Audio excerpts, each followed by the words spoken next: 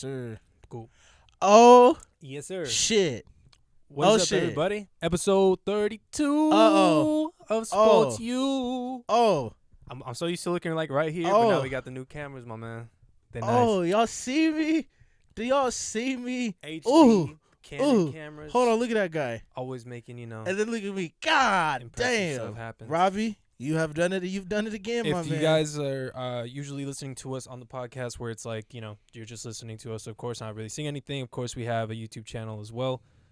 Check that out. We just upgraded our cameras right now, and they look fucking delicious. Boy, they do Great. They do look delicious, all right. As always, go ahead and shatter that like button, bust down those comments, and help us grow, man. Yeah, hopefully you guys can subscribe to us if you enjoy the content as well. Follow us on all the podcast platforms as well, whatever you're listening to, Spotify, Apple Music. Because we out there. We out there. Episode 32, gifting. 32. You know how we like to start it off here, baby. Who do you pick for your, I guess we're doing episode 32, so whoever wore number 32, baby. Why you laughing, man? Why you laughing? I picked O.J. Simpson. Yes, sir. You're a fool, bro. You had everybody to pick from. The man, the myth, the legend. You had everybody to pick O.J. from. Simpson, Pro Bowl Hall of Famer inductee in 1985, five-time Pro Bowler, five-time All-Team Pro, and he was NFL MVP in 1973. Bro, Robbie. That's so funny that he was MVP. I know, bro. and he did all that shit. As a running back, Who too. you got, Robbie? So for me, I just kind of felt like a safety blanket for this one here. You can always mention this guy for a lot of different numbers, but for number 32, that's my favorite Shaq when he was on the Magic. Of course.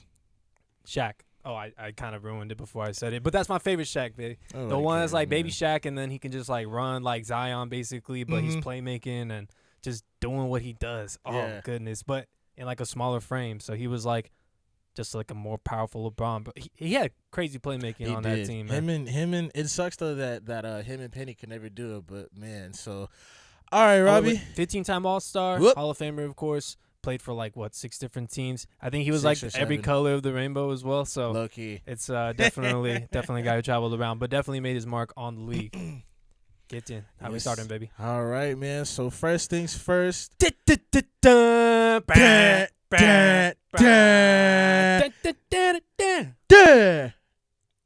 NFL, baby.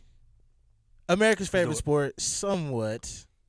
But now I think it's everybody's favorite sport. Well, America's favorite sport because basketball just has a lot of games and is very drama. But let's not get off topic. I mean, no, you got a point, but all right. All right, so we're going to start off with a new segment Start I off. like to call Coaches Coach. Let the coaches coach or let the players play. Okay. And this is a segment where we pick we're either all in with the coach's decision and the demands, or we're either all in with the players and their decisions and their demands. Okay. So basically, I want you to present the information, and then I'm gonna ask you a question about it after. Sounds good, bro. Let's start it off.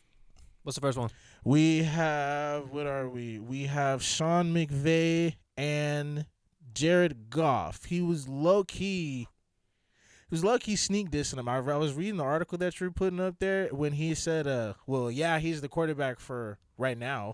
Well, okay, so when you're talking about coaches coach, players play, right? Mm-hmm. I just like have to look at the team as a whole, right, and see what's gonna be the best situation for the team, like going forward, the best decision going forward, right? Okay. So if you're talking about players play, coaches coach, I'm gonna have to say coaches coach because you've seen where Jared Goff was beforehand.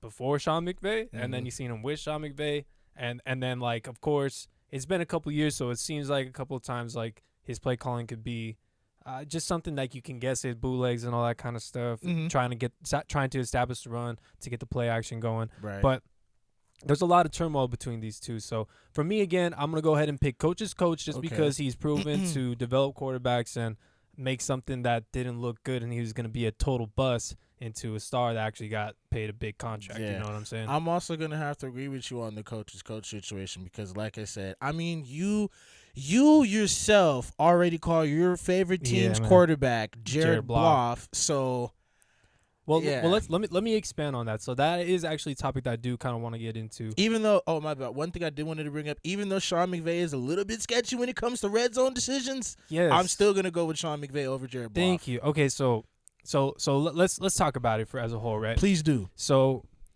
just recently, of course, it's been the end of the season. We got eliminated, so they're doing season evaluations, asking all the right questions, of course.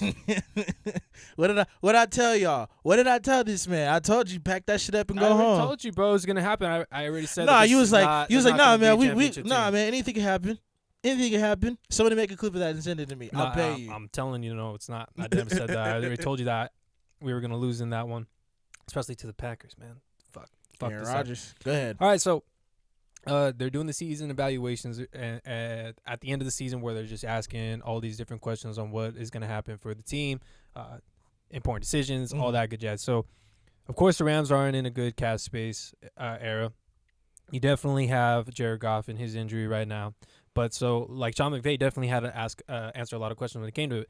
A lot of his saying is apparently, I'm not ready to make any sort of statements with regards to anybody, starting position or not. We're going to have a level of competition at everything that we do. So basically, he's saying it's just like everybody's got to fight for their spot. And I kind of believe him in that. He did sit him in the playoffs, especially when it is playoffs, you win or you go home. Right. So he seen something in this new guy who was able to just provide another type of another dimension to the offense where it is a running type of thing. You know, yeah, exactly. Yeah. You know, remember we were talking about Jalen Hurts that there's not that much tape and he has another dimension, so he's going to surprise a lot of people. Yeah, so he had that kind of thing too, but as you can see, McVay was able to do a lot more with something that he wasn't even really used to. So this year, Jared Goff threw for 3,900 yards, completed a career-high 67% of his passes, right? So that's Jared Goff. Only 67% though? 67% is really I guess like I mean, know, Drew Brees is elite and he's doing 70%.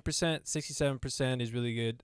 Like Patrick Mahomes completes 65 to 67%. Oh damn, okay. Oh, all right, never mind then. So, but he also has 17 of the Rams' 25 turnovers. Yeah. For the whole entire season. Yeah, I seen that. For the whole entire season. Ooh-wee. So he also had 17 touchdowns. I think it was 20 touchdowns. Excuse me. That's the lowest total since his rookie season. So don't you just want to get better after that? Oof. McVay definitely called him out in the middle of the season when he wasn't taking care of the ball, and he's saying, you got to take care of the ball.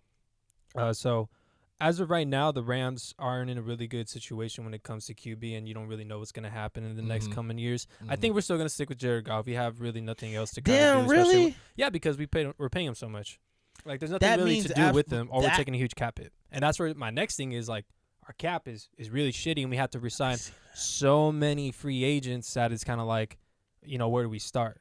How many of them do you think you'll actually keep, though? Because usually not a lot of vets stick around when it comes to coming back for next season. Well, so our defensive coordinator who brought our defense to be the number one in the league, basically, in all the numbers. I'm not saying it is the best, but it was really close to being the best. And in my opinion, was a championship caliber defense. Aaron Rodgers tore us up, though, but I definitely think that was some play calling on Sean McVay's end. But anyway, so we lost our defensive coordinator, and defensive players tend to follow defensive coordinators wherever they go. They do. And some free agents are going to be John Johnson, who's great in that secondary, of course, being that safety. Troy Hill, who returned a couple of touchdowns in the end there and had like a string of picks at the end of the season. Little spark, yeah. Yeah, and then you have Leonard Floyd, who accounted for like 12 and a half sacks and was a really big like physical presence on the edge that helped out Aaron Donald, power on the inside, speed on the outside type of thing. But he was just like, it's like a football player playing on the line. Bears fans know what the fuck I'm talking about. But like, we're also like losing a lot of people such as so those are potential people that we can lose, but these are also people that are on like free agents that we needed to put on our prior list. So first is going to be our Austin Blythe, our lineman there. Okay. And then you have to hopefully get like team friendly deals with Malcolm Brown, Josh Reynolds, tight end Gerald Everett, long snapper, even Jake McQuaid is something that we need to have, especially on special teams, because that's usually something that we're pretty good at. So overall, man, like these Rams, especially with left tackle Andrew Whitworth coming back from injury and not doing the best, but still showing out that he has heart. Yeah. I don't know where we go from here. That's the question I wanted especially to ask. Like, when we lose, like if we kept our defensive coordinator, I'd be like, okay, like if you have a good defense, you could do anything. And again, with Jared Goff with not a bum thumb and not wearing two gloves like Teddy Bridgewater, we could probably get somewhere. Yeah. Ooh. All right. But like the cap's terrible right now for us, and we We just have to sign team-friendly deals and possibly make some drastic decisions maybe pretty soon. But the way this cap I is don't looking, think it's it's gonna looking like they're going to have to make some drastic decisions. well, this kind of bleeds into another topic of ours, but COVID is a huge hit. They expected the cap to continuously go up, but COVID is actually reducing it and it's going to be checks that they can't cash. Yeah, so that's something interesting. Yeah, that is going to be interesting. Where do you think the Rams are going to end up, especially in that loaded division, man? Where do I think the Rams are going to end up? I think we're going to be on the floor low. getting rammed. It's getting rammed, bro. It's going to be terrible. It's going to be terrible. All right, I'm done talking about these Rams because it's making me upset. Like, I think we're going to keep Jared Goff, like, and we're going to see what we can do with these guys. Apparently, we need speed on the outside, which we were looking for it for like in other wide receivers, but it didn't work out. So Malcolm Brown might be like the only tricky dude when it comes to contracts, because I would imagine that he would want a little bit more money as opposed to everybody else. But I mean, I'll say everybody else comes back. Malcolm Brown will be a tricky one though. Well, it would be great if he could just stay on the field, but he's injured a lot of the times. But no, he's definitely a talent that if we lose, he's a loss. Yeah, definitely. What's the next one though, Gifton? We got so last Sunday, the Kansas City Chiefs faced the Cleveland Browns, and what was a very close scoring game. The the Chiefs pulled it out by I think it was 17 to 22 or 19 to 22. 19 to 22. 19 22 17 22. 17 22. But 17, anyway, 22. Kansas City pulled it out. Pat Mahomes had unfortunately went down in about the third quarter, It was a weird hit. Was it? I didn't see it. So he already went to the tent earlier in that game. Was he running? My bad. I didn't mean to. Yeah, he was. No worries. He was running, but like the guy basically got his neck more, and I feel like it just cut out the oxygen to his head. Ooh. And then he was just having a hard time because he had a hard hit earlier in the game. So phases from that one definitely bleeds into the next one, and then of course it doesn't have that oxygen to the head. So yeah. So but anyway, that's weird hit, and he got out, but they pulled it out and they won, which I'm happy they were because if Patrick Mahomes was there the whole entire time, they were. I mean it'd have been a blowout. But so yeah, Patrick Mahomes had went down. What's his name again? Who? Chad Henne? Chad Henne. Yeah, Chad Henne. Anything is possible. I think he's calling John Henne. My boy Chad Henne. My boy Chad Henne came in to save the day for Kansas City, so they live to see another day. Mm-hmm. So next week they are going to play Tampa Bay. Tom Jefferson Brady. You've been on him for being MVP this season, and I definitely think that Aaron Rodgers deserved it, but Tom Brady's Tom Brady, and he's going to show why he should have been like MVP, little MVP, in the postseason. Yeah. So the question that I wanted to propose to you after reading this article here, it's looking like Pat Mahomes ain't coming back. Yeah, so that's what I kind of wanted to bring this part up, because a lot of people don't really know about the concussion protocol and how it works. You can't get cleared in no week, bro. Yeah, dude, that's what I'm kind of You can't get cleared in no week, because bro. A lot of people aren't able to be cleared in a week. Mm-hmm. But again, it wasn't like that terrible of a hit when it comes to, oh, look at him and how he got hit. They're not going to take that much of a protocol, I feel like, when it comes down to it.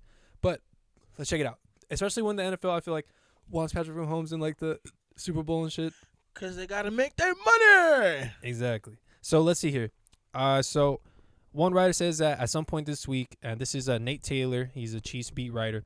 At some point this week, Mahomes will need to go through specific football activities before being cleared to return by an independent neurological consultant. So it's not related to anybody. It's literally a guy who's going to be a neurologist, and he's going to make his own judgment independently. So I would rather else bleeding. I would rather that than like an NFL neurologist looking at him like, yeah, all right, just get out there, fuck it. Yeah, well, he says Mahomes did have 2 positive signs after leaving the game. He jogged back into the locker room, and he also tweeted a congratulatory gif to celebrate Henne's performance. So I guess those are 2 good signs. The GIF can be done by somebody else. I would imagine my thing is he did jog into the locker room. Yeah, and I would imagine I guess the Twitter thing is a good sign too, because the brightness isn't like throwing off your eyes or anything like that. It's not giving you headaches or anything. So Lindsey Jones, senior writer of the NFL, basically says that Mahomes faces a 5-step process to being cleared to return to play. This process includes increasing levels of physical activity from rest to light exercise to cardio. work to football specific drills, like throwing to non-contact practice with teammates. So basically, he's gonna be like doing practice in front of people, and they're gonna be looking at him to see if he's doing anything like out of the ordinary. Okay. So that's another thing that he needs to like go through. But Okay. he'll need all of his symptoms to not return, and his brain function must be like up to his normal thing, so that he can go. Well, so how do they determine it? They take preseason evaluations apparently. Oh, so they're wow. gonna compare that to that, and then they're Okay. gonna go ahead and say, yeah, this guy can go ahead and perform because, of course, he doesn't have concussion anymore, or Right. he didn't get one at all. Oh, okay. So it's pretty interesting, man. Like, it's tough to say, like you were saying, it's gonna be a week, and man, like that's not pretty good for a concussion. You know what I Yeah, mean? Like a lot of definitely. the times people at least skip 1 week, but Yeah. a lot of times it usually happens on a short week when they like play on Sunday, and then it's a short week on Thursday they have to play. So Mhm. he does have a full week. I don't know, man. I mean, I I'm think he's not gonna kinda- do it yeah. because it's Patrick Mahomes, Yeah. and you need him to That's play. so bad, bro. Because Come on, the guy. they gave him all that money, bro. No. like the neurologist has to know what it means to the league too. And there's nothing saying like, do your job, put it on bro. the Do table. your honest to God job. Do what you were sworn to take an oath to do. Do not let yeah, this right? man. Do not let this man walk out here. you took an oath, bro. You took an oath. He Do like- not let this man walk out here $100 and bill destroy don't say his shit, career. boy. That's crazy, bro. Oh man, I think it's gonna happen. If bro, like, yeah, I think it's gonna happen. It's Patrick fucking Mahomes. not bad, man. Okay, so basically, the question that I want to ask you, Robbie, is how do you feel that Kansas City is going to win this game? Do you feel like Kansas City is going to win this game off Andy Reid and his phenomenal play calling, or is David? Fuck, what's his name again? David Henney. Chad Henne. Chad Henne. Damn, No, my I bad, definitely bro. think it's gonna be. Man, I think it's gonna have. Well, it's gonna have to be play calling if it's Chad Henne, and then it's gonna have to be Patrick Mahomes if he's playing. But Right. you know, people keep talking about Chad Henne, but Travis Kelce got open. There's a lot of There's a lot of people that were able to get open. There's a lot of reason why. You know, There's a lot of things that played explosive into weapons out Chad there. Henne looking like an all-star that night. But yeah, let's get into. I feel like we should get into the next one. All right. Wait. How about you? Do you think he's not? Do you think that Patrick Mahomes is gonna play? Because I really feel like he's gonna play. I feel like there's no reason why he shouldn't. Like, they're trying. There's they're no trying to reason do it. why he shouldn't. He has severe brain damage, but fuck it, man. Go ahead, get out there. We man, need you to get it. I don't think that he. I don't think. That it was that I bad. mean, if I'm Pat, I'm gonna be real, bro. I don't think I'd play. You don't think he play? I don't think I wouldn't risk it, bro, because it's like well, if he actually has a concussion, like I seen him, it was pretty bad. Like That's the what way I'm that he was saying. reacting, but the hit wasn't bad.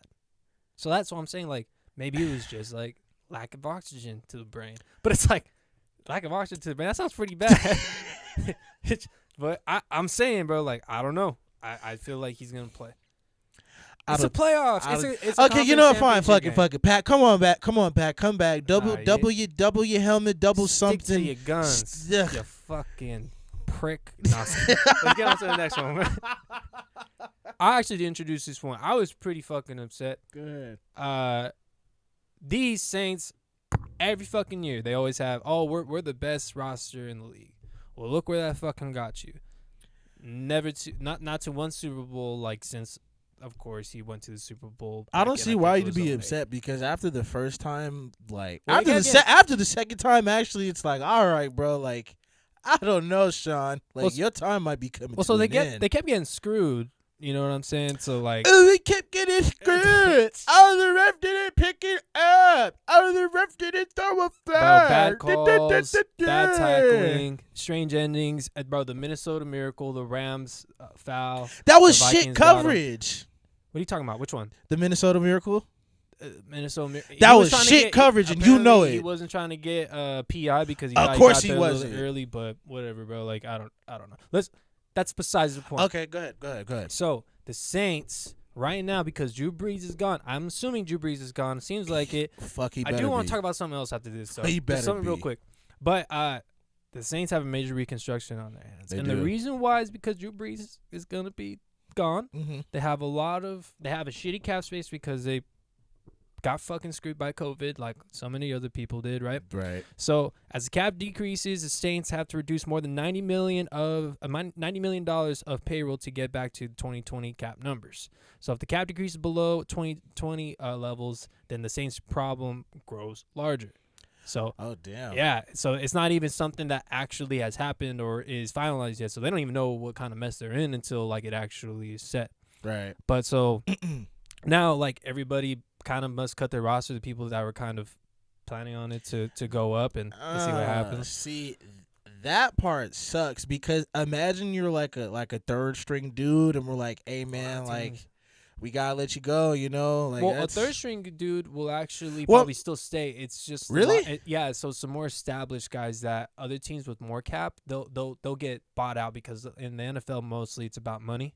So wherever they get the cash is where they're gonna go. But like what I'm trying, so like basically though that third string guy is gonna get more of time of getting of like showing out because they're gonna get paid like the least amount of money.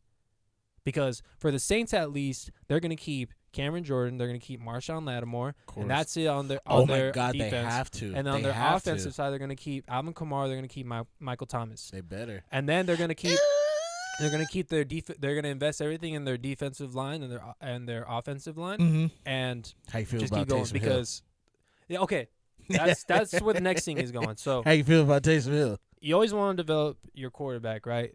What do you? So they have two choices as of right now: Taysom Hill and Jameis Winston. And Jameis Winston is going to become a free agent, right? But also Jameis Winston didn't start over Taysom Hill, and like he also didn't start over Drew Brees, and Drew Brees threw 3 picks. Right.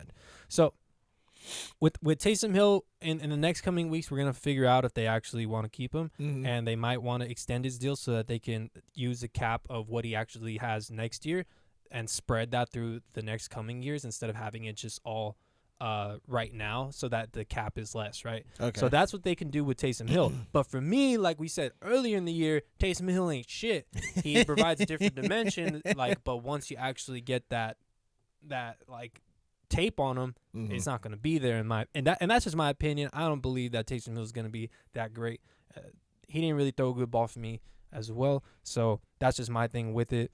When you're looking at these Saints though, it's just going to be really tough, and you're going to see what's going to happen with the quarterback in the coming weeks here. Okay. And I think that actually strengthens Gifton's prediction. I think it was actually last show about Deshaun Watson going to the Saints. Sir. Could you imagine trading your future for Deshaun Watson? Yes. And having, again, Michael Thomas and Alvin Kamara at Deshaun Watson's like hands, and then you also have that those two key players on defense. Yes. Everything. Move heaven, earth, hell, the strip clubs, and the chicken wings. Move them all to get Deshaun Watson. Man.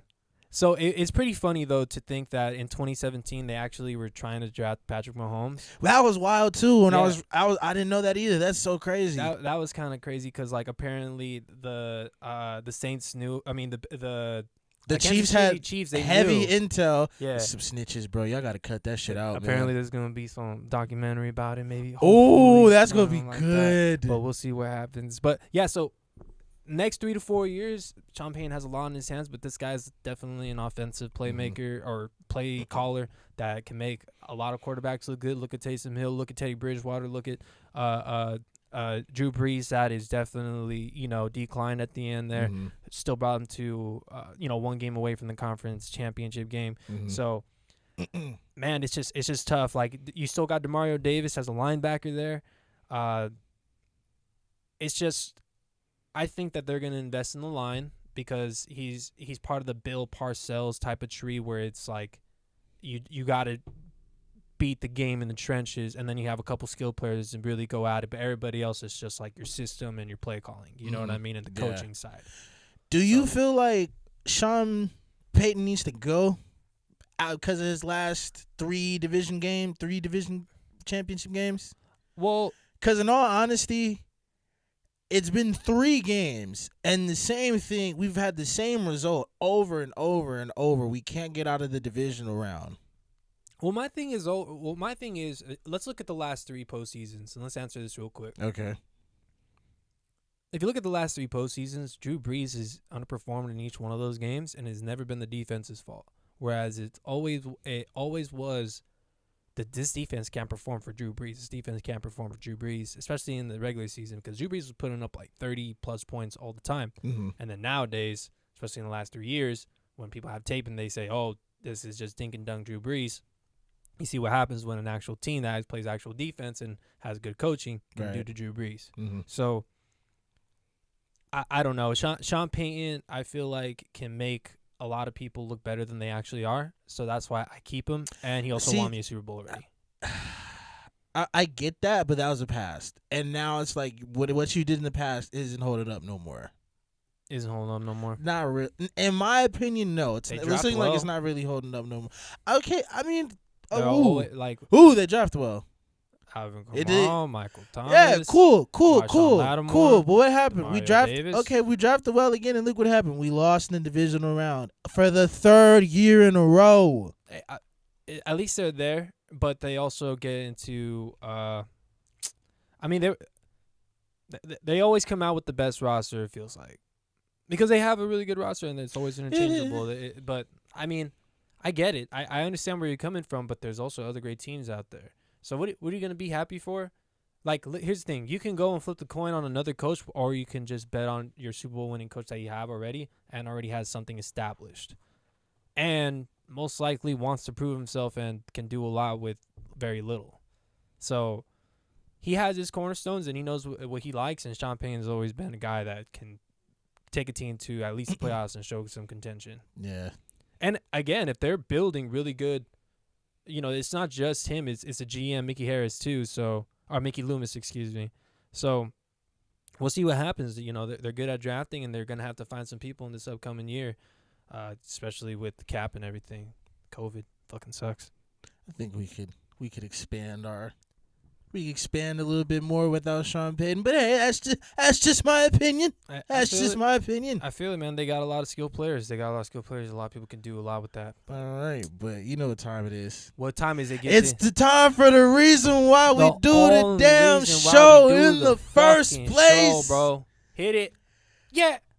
Woo! I didn't know where you was going with that, but okay. The hit it, and then it's like, yeah. Ooh, yeah. Woo! It's like, it ain't two to make a thing go right. Yeah. Hey, who is it two to make it out of sight. What's on, man? It's NBA, baby. All right, so we got a segment on here. This is actually an OG segment for all the OG listeners that you've been listening to for that long. Okay. Fourth quarter. This one right here. Go ahead. The segment where we analyze and break down teams' decisions and play calling when it matters the most. Okay, get in. What is it, brother? We have Steph Curry. Was it a game-winning shot or? No, it wasn't a game-winning shot, bro. It was just that specific play they ran for him. No, it was just so basically at the end of the game. All right. So let me just say what happened in that fourth quarter there, real quick. Okay. Just kind of because we wanted to break down and talk about the play calling, right? Mm-hmm. So one thing that I want to point out is that those Warriors looked just like the Warriors that were 79-3. Like, okay, real quick. They lost with the they still don't have Klay Thompson, which is crazy, right? It is. But my thing is that, and I was saying this beforehand, that's when you were like, hey, there's gonna be a long season for the Warriors. They just beat the Lakers on national television. You know what I'm saying? Yeah. Now, what was happening was the Lakers were up, right? Mm-hmm. And it always seems like that whenever LeBron team. Let's just call it LeBron team. Whenever LeBron team comes out, they always kind of get ahead on these guys. But the threes just nick at the lead, and they nick at the lead, and they nick at the lead. And next thing you know, they're right there. Yeah. They're 5 points away. And then next thing you know, like another three takes it down to a 2-point game. Basically, it's a tie game because of fucking Steph Curry and just the way that the Warriors are just built and their system. And I feel like this is just a game where it's like, man, we need to buy in a little bit more to this Warriors thing where we just continue to pass and believe in one another. And because they continued to give the ball to Kelly Oubre Jr. throughout the whole entire game, and he had his best game that game, right? So even though he's been having a shitty season and there's, like, lack of hope in him in, like, number standpoint, they still continue to show that leadership and believe in one another, right? Mm-hmm. So at the end of the game, there was 2 pick and rolls, and that's what made it even feel even greater, is that Draymond Green was being the playmaker, was being a scorer at the same time, and was setting screens for Stephen Curry. Stephen Curry was doing his Curry slide, doing the step back and hitting the 3 for the dagger, and that was dagger. But the 2 that set it up in the first place were pick and rolls by Draymond Green and Stephen Curry. So they were at the top of the key. Draymond Green went ahead and set a screen. They trapped Curry. Once they trapped Curry, dumped it down to Draymond. That was in the middle of the court. He has 3-4 different choices because it's a 4-on-3 situation right there.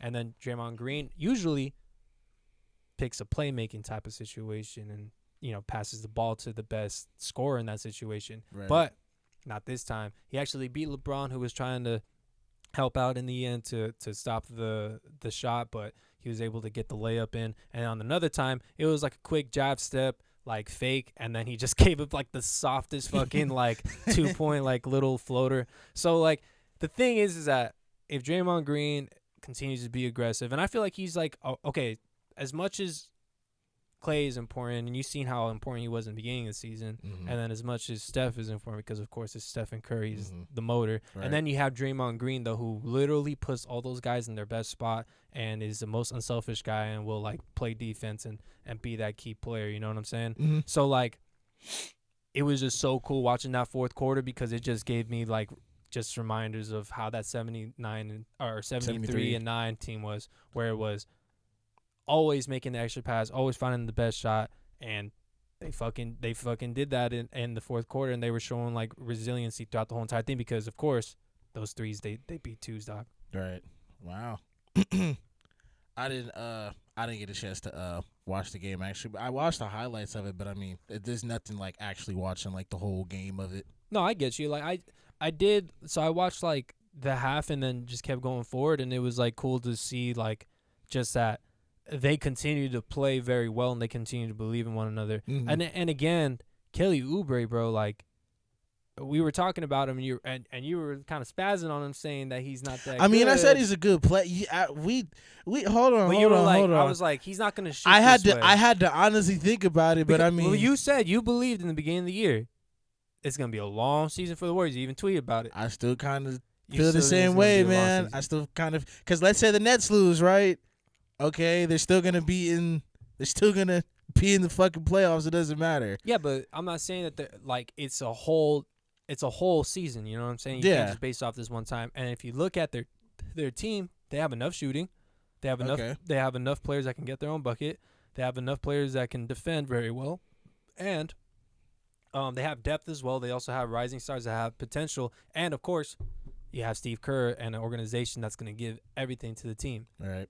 They just bought a whole new fucking stadium, like they don't give a shit. Doesn't give you anything right there. So, badass organization, badass coach, badass mentors, and you see Draymond Green being a coach. I think that Draymond is showing to be like a really fucking great investment, even though his numbers aren't showing like, oh, you're that max player that we paid for. Yeah, I mean, I don't really think he got max money like that, but I mean, Draymond's always kind of for what he was qualified for. Yeah, but Draymond's always kind of been a very important piece to the Warriors organization. Right here, it says Curry even said it was kind of weird. It was like a blast from the past, 14-15, pick and roll at the top of the key, me and him. And that was a lot that happened, especially during that time. I don't think that was a 73-9 team, though. Maybe. That was 2016, wasn't it? I think that was like next year because 2014, 2015 sounds too. Because 2014, the Spurs won. And then 2015, the Warriors won.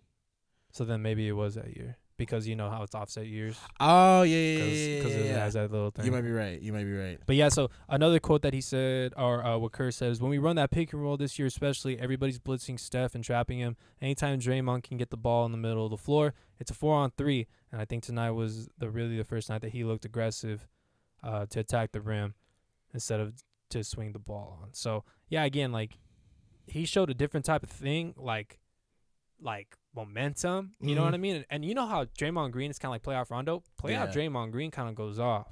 Yeah, because it's the 10 rebounds, it's the 10 assists, it's the 3 charges, Drew. And he's randomly shooting. Yeah, and he's ran with a backpack on. And it looks amazing. It's amazing. It's amazing. I'm telling you, man, these Warriors are looking good, man. And, like, not only just because they beat the Lakers, but they have a good amount of talent on that team to where they have to at least make the playoffs, or else, like, in my opinion, like, Steph Curry, come on, man, barring it, you gotta take these guys to the playoffs at least. 2-time MVP, not taking the team to the playoffs. I still got him for dark horse, man. Let's hope he can get a third. I think he can. It's possible. He's looking good right now, especially with the way that he popped off 63 points and shit. Oh yeah, that was a good little stamp on it. Yes, sir. What's next? Well, I actually had this one as well, but you were watching the game, right? Yes, sir. The Harden plus the heart Nets, of the strip club. The Harden plus Nets, bro. They're with the Bucks, or they played the Bucks. There was like just kind of a matchup that you wanted to watch, something that you wanted to see. Yeah. And then, of course, you actually watched the game here. So what were your takeaways from that game so far when it comes to that? Let me actually introduce a segment real quick. So this is a segment called Off the Dome. Basically, this is a segment where we have a discussion on the proposed question based off the information given. So I have the question written below. Oh, okay. But let's get into the information a little bit. So from watching that game, and I didn't know, and the only reason why I watched that game was because I didn't know that they were playing Milwaukee. Like, I had no idea. So in watching that game, like, Giannis, the same. Drew looks really good. Everybody always looks really good, right, but they just, it's James Harden and Kevin Durant, bro. Like, it. Joe Harris looked really good. Joe Harris, how many points did he get? That. Like 7. He got like 17 points off what? 3 open threes? I don't know. Wait, who? Joe Harris. Joe Harris, yeah, he had like 17 points, but like he was wide open. Every three he took, he was wide open. It was, man, it's weird to see James Harden being a pass first type of player now. And I guess that's he has to be like that because it's like, well, if you threw this fit, like, you kind of have to change your attitude. 30. Yeah, he's still. I mean, what was the other day? Like, he had 14 assists, but he had 30 He had a 30-point points. triple-double. Yeah, Jesus. It was like 36, 11, and 14, if I'm not mistaken. But I think the biggest thing is that the biggest takeaway that I got from this game, even though it came down to the wire, Milwaukee still can't get it done. Milwaukee still can't get it done. So even with Jrue Holiday. So you're saying that this game shows more about Milwaukee not being able to get it done, and they're not, like, even though they made this trade, that they're still not onto that next step, and these Nets, they still have a lot to prove? Yes. That's awesome. I like that.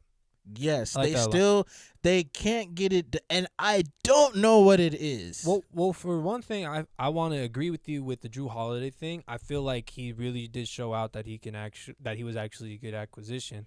But in the end, oh no, Jrue Holiday's top 5. What do you mean top 5? Well, I mean like he's a hitter. Like, he's wherever you have him, like, you're gonna be top 5 in playoffs. Like, seeding wise, like you're the Pelicans never made top 5. Yeah, they did. No? No. They always made it the 8th seed. That's why they always played the Warriors and they got kicked out. I think they had one good season where it was like, what, in 2017 they weren't the 5th seed? Dude, even last year they didn't make the playoffs. Fuck. Yeah, so Jrue Holiday I always thought was overrated just because I feel like with all that talent on the Pelicans, like, you have to at least make the playoffs with Jrue Holiday and Anthony Davis. If Anthony Davis is a top 5 player, but like even to that, like, Anthony Davis is considered top 5 talent, but he wasn't able to get them to the playoffs sometimes. Right. He was able to get them to the playoffs, but I'm saying sometimes he wasn't. Yeah. So it always happens, but people get older, and look what he is now, a champion. Right. So, but one thing again, I feel like Jrue Holiday is a really big upside for that team. He did look good, but they also gave up some stuff for him, including Eric Bledsoe, which Eric Bledsoe did have hot and cold streaks. Don't get me wrong, but it was it was always a hit and miss with Eric Bledsoe. So now when it comes to Harden and like the Nets and stuff, like I agree, like, Harden is a pass first type of guy, but he was also like he had to become kind of like that. But he was also like, let Harden do his thing, and then he's gonna get anybody involved. He's still the same Harden that they're still running, like, basically the same offense, except for they have KD on the off ball. Yeah, and it's literally like the first choice that he goes to. Because time. What? And then my secondary is Joe Harris and anywhere from 3, because literally they always just double teamed Harden, or they're gonna. And Joe Harris is always open. Or KD's gonna 1-on-1 anybody and fucking cross over him twice and get a bucket. Yep. So, the Nets, they look great. For me, man, and we were talking about this a little bit off the air yesterday when we were streaming a little bit on games. Dude, like that locker room, do you think it's gonna hold up? Like, it's gonna be a little weird. They've already had the challenges in the beginning, and Kyrie's back now, and now it's gonna be like, who's gonna get the ball? Just because I feel like it's just Kyrie. Like, Kyrie can be a little spark to be like, in a room full of gas. You get me? They're gassing each other up right now. Yeah. Then Kyrie's going to come in there and spark that bitch. Or it could be the totally opposite, and he can be great. But I think it's going to be the other way. I still think I'm going to stick what I said yesterday when we were streaming.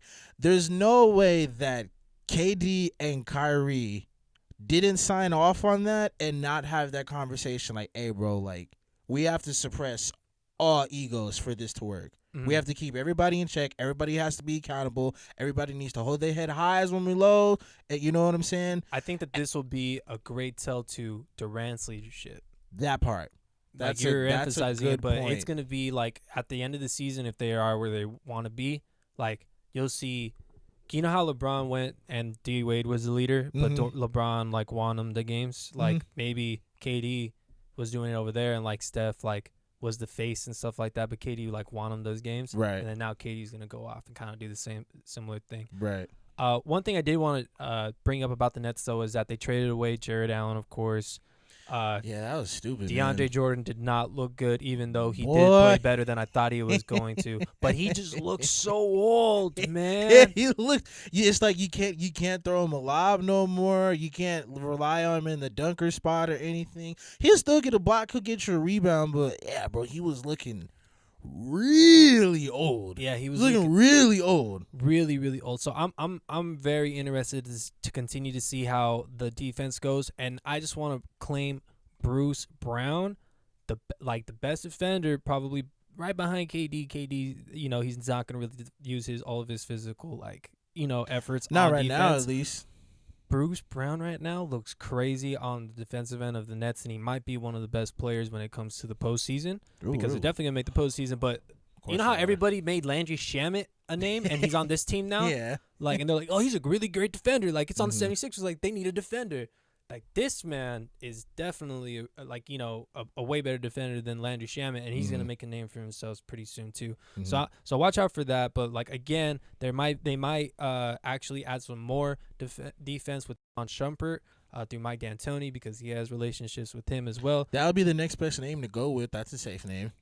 You also have, I think, Gerald Green is with them, too, right? So, they just continue to find ways to do connections like, oh, we should play with this guy, we should play with that guy and stuff. Right. I don't do you see, just real quick question that's kind of off topic, and hopefully I don't know if you have anything else to add on that one, but do you see the Rockets maybe buying out PJ or something at the end, cutting them so that he can go to the Nets too in the end? Cause I seen him play, and he's not really getting any type of role. Yeah, he's not really. They omitted him. They did. You know what the crazy part was? He played the day we played the Spurs, the first game. He's the reason why we won that game because he played that lockdown defense on DeMar DeRozan, and he forced the miss, and then he grabbed the rebound to seal the win, pretty much. But do I see Houston buying out PJ? Yeah. At what point? I don't know, but it's like you said, from the 11 Rockets game, it's like they just don't fuck with him, bro, or something. And it's like you can see it. He doesn't want to be there. He's just there that I'm there. And then even when you ever seen him get hit, and he's really, and he's complaining he's always really mad about it. But he was definitely he was he was really getting agitated when he wasn't getting calls like that. So I mean, or either we're gonna buy him out or we're gonna trade him real soon. Okay, how about this one too? Because we were speaking about the Nets and the Bucks, not just the Nets there. Mm-hmm. The Bucks too. You mentioned how they might be stagnant, they didn't get better, they didn't get worse, but it just shows that the Bucks still can't get it done. Mm-hmm. They have Chris Middleton, 50, 40, 90, almost guy. Right. That's so crazy. You have Drew Holiday again, who can score in an isolation situation, who can defend the guy one-on-one. Really great. When you're talking about a possession in isolation, he gets 1.08 points. Is something, if you don't really understand that, something to compare that to in an isolation situation. is Harden and DeMar DeRozan. So he's pretty effective in an isolation situation as well. So he can go get a bucket. Chris Middleton can go get a bucket, and then Giannis can go get a bucket. And apparently this Bucks team is supposed to be able to defend pretty well, right? They were playing good defense, but I mean, it was just gritty. It was just a great game. It was just a great game. Like, we got a 2, they got a 2. We got a 2, they got a 2. We got a 3, they got a 3. We got a block, they got a block. Like, it was just grit. Back and forth scoring. I think Budenholzer too, for me, is starting to become a problem. And I ain't never really trusted Budenholzer like that, especially after his history with Atlanta. But man, I don't know. I don't know about it. It didn't look good to me. Yeah. Okay. So one more thing, and we'll wrap on here. Do you feel that James Harden is the best player on the Brooklyn Nets? No, Kevin Durant. Damn. Oh wait, come on. Not even. Really? Yes, sir. Wow. Still. Oh, most definitely. You'll see Gittin who's gonna be taking the most shots in the playoffs. They're letting him get acclimated right now. I guarantee it. Okay. That man's gonna have more. He's gonna have more shots than Harden, but Harden's gonna have more on the ball. You heard it here, folks. Harden will have his Harden will have his peaks, but like you're gonna see KD get his, man. He is like this is just like Warriors 2.0 because you'll see the numbers in Harden, but you'll see the efficiency in Kevin Durant. He'll still put up good numbers, but like the efficient part is the best part about him. Right. You can put KD out there, and he's literally gonna do everything for you on the court, and he can get to wherever he wants. I'm so happy that he came back to KD. Like I seen a double crossover slam. He's there. He's back. Double crossover with the Hezzy pull. Ooh. Yeah, how about you? Hey man, he came in and dropped. All right, I'm done. Wrap it up, bro. Ladies and gentlemen, go ahead and smash that like button, bust down them comments, and as always, support the youth. Y'all have a good night, everybody.